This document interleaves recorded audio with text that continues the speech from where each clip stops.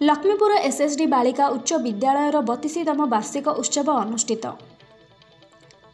गजपति जिला रायगढ़ ब्लॉक अंतर्गत लक्ष्मीपुर ठारे थिबा एसएसडी बालिका उच्च विद्यालयर 32तम वार्षिक उत्सव अनुष्ठित हो जाइछि।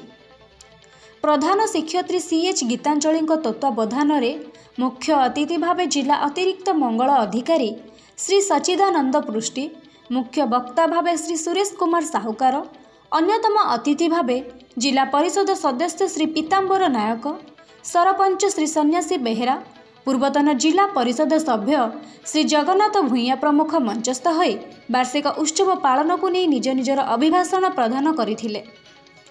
एही अवसर विद्यालयर छात्री मानक द्वारा प्रारंभिक संगीत सह रंगारंग सांस्कृतिक कार्यक्रम मान अनुष्ठित होइथिला। पूर्वर विद्यालय अनुष्ठित होइथिबा विभिन्न प्रतियोगितार विजयी प्रतिभा मानक पुरस्कृत करा जाइथिला।